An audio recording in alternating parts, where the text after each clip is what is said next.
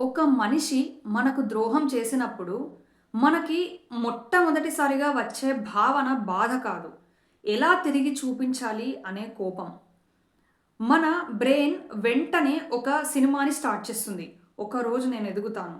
వాళ్ళు పశ్చాత్తాపపడతారు.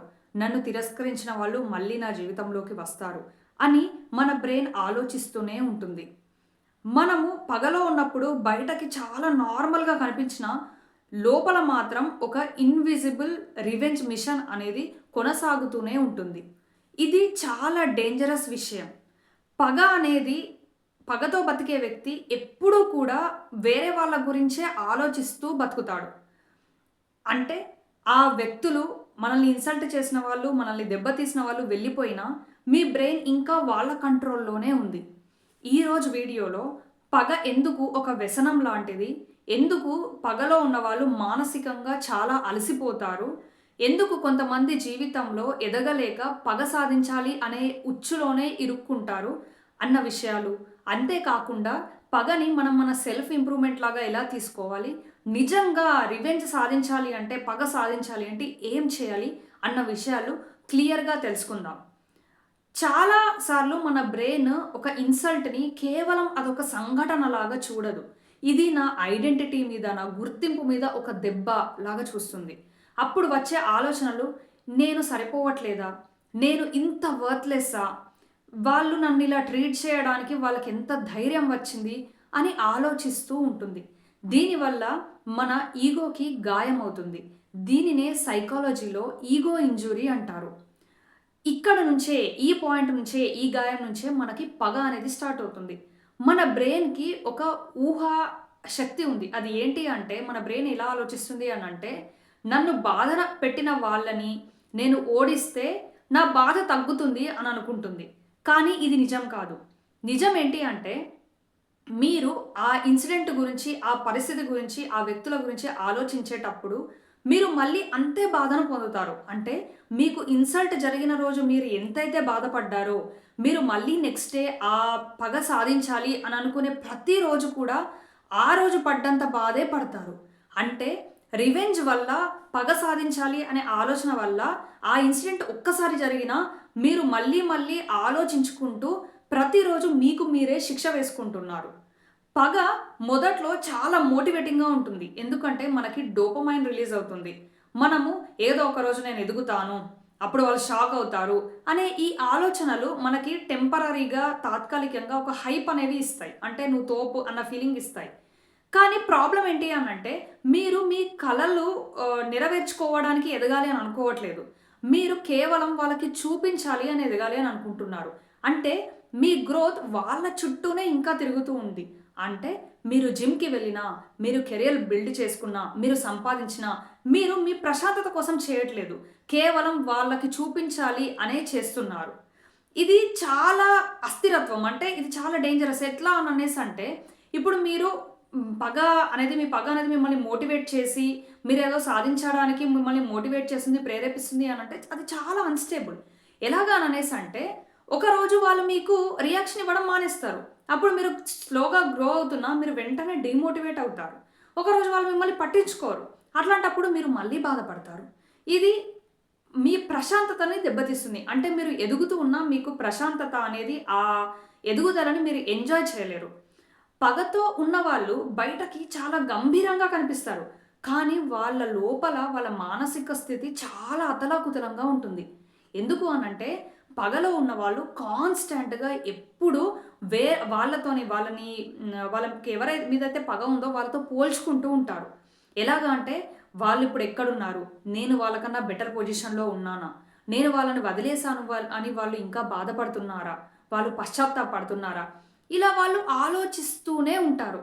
ఇది ఒక స్లో పాయిజన్ లాంటిది. ఎందుకంటే మీ జీవితం ఇంకా వాళ్ళ చుట్టూనే తిరుగుతూ ఉంది. ఈ పగ సాధించాలి అనే ఆలోచన వల్ల వాళ్ళు ప్రస్తుత జీవితాన్ని ఎంజాయ్ చేయలేరనమాట. అంటే వాళ్ళు కుటుంబంతో ఉన్నా, వాళ్ళు వర్క్‌లో ఉన్నా, వాళ్ళు ఒంటరిగా ఉన్నా, వాళ్ళ మైండ్‌లో ఎవ్వరికీ కనిపించని, ఎవ్వరికీ వినిపించని ఒక సంఘర్షణ జరుగుతూనే ఉంటుంది. ఇది ఆందోళనకి అంటే యాంగ్జైటీకి దారితీస్తుంది. ఈ పగలో ఉన్న వ్యక్తి ఇలా తెలియకుండానే చాలా సంవత్సరాలు కోల్పోతాడు. చివరికి అతను ఏమనుకుంటాడు అనంటే, నేను వాళ్ళని ఓడించే ప్రయత్నంలో నా జీవితాన్ని నేను కోల్పోయాను అని రియలైజ్ అవుతాడు. చాలామంది ఏమనుకుంటారు అనంటే, రివెంజ్ సాధించడం అనంటే వాళ్ళకన్నా ఎక్కువ డబ్బులు సంపాదించడం అని అనుకుంటారు. కానీ ఇది నిజం కాదు. అసలైన రివెంజ్ సాధించడం అనంటే మీరు హ్యాపీగా ఉండడం. మీరు ఎప్పుడు మీ లైఫ్‌ని ఎంజాయ్ చేయడం. మీరు ప్రశాంతంగా బతకడం. ఇదే అసలైన రివెంజ్. అంటే మీ జీవితానికి వాళ్ళు సెంటర్ కాదు. ఇదే రివెంజ్ యొక్క అసలైన నిర్వచనం. కానీ వాళ్ళు మనకి దెబ్బతీశారు కదా! మనం ఏదో ఒకటి చేయాలి కదా! ఏం చేద్దాం అన్నది ఇప్పుడు తెలుసుకుందాం. ఫస్ట్ ఏం చేయాలి అనంటే, నేను వాళ్ళకి చూపించాలి అన్న దాన్ని, నాకు నేను ప్రూవ్ చేసుకోవాలి అన్నదానిగా మార్చండి. ఇది ఒక చిన్న మార్పు. కానీ ఇది మీ జీవితాన్నే మార్చేస్తుంది. అంటే మీరు జిమ్‌కెళ్తున్నారు. నేను వాళ్ళకి చూపించాలని కాదు. నేను ఆరోగ్యంగా ఉండాలని వెళ్తున్నాను. మీరు డబ్బులు సంపాదించాలి అని అనుకుంటున్నారు. నేను వాళ్ళకి చూపించాలని కాదు. నేను నా స్వేచ్ఛ కోసం సంపాదిస్తున్నాను. ఇలా మీ జీవితానికి వాళ్ళు ప్రేక్షకులు కాదు. మీ ఫ్యూచర్ సెల్ఫ్ ప్రేక్షకుల్లాగా గుర్తించండి. ఇంకొకటి ఏంటి అననేసంటే, మీరు సైలెంట్‌గా గ్రో అవ్వండి. అంటే మీరు గ్రో అయ్యేటప్పుడు చాలామంది రివెంజ్ ప్లాన్ చేసినప్పుడు వాళ్ళు ఏం చేస్తారు అంటే, ఫస్ట్ సోషల్ మీడియాలో షో ఆఫ్ చేస్తారు. అంటే ఒక ఎమోషనల్ కోట్ పెట్టడం, పోస్ట్‌లు పెట్టడం, స్టేటస్‌లు పెట్టడం ఇలాంటివి చేస్తూ ఉంటారు. ఇది చేయడము అనంటే మీరు ఇంకా వాళ్ళ గుర్తింపు కోసం బతుకుతున్నట్టే. అలా కాకుండా మీరు మీ గ్రోత్ మీద మీరు సైలెంట్‌గా ఫోకస్ చేయండి. చెట్టు ఎదిగేటప్పుడు సౌండ్ చేస్తూ ఎదగదు. అది ఎంత ఎత్తుకి ఎదిగినా గానీ నిశ్శబ్దంగానే ఎదుగుతుంది. అదే విధంగా మీరు మీ ఎదుగుదలకి అనౌన్స్‌మెంట్ అవసరం లేదు అని గుర్తించండి. ఇంకొకటి ఏంటి అనంటే, మీకు దెబ్బ పడిన ప్రతిసారి మీరు మీ స్కిల్‌ని ఇంప్రూవ్ చేసుకోండి. అంటే ఫర్ ఎగ్జాంపుల్ మీకు హార్ట్ బ్రేక్ అయింది. మీరు కమ్యూనికేషన్ డెవలప్ చేసుకోండి.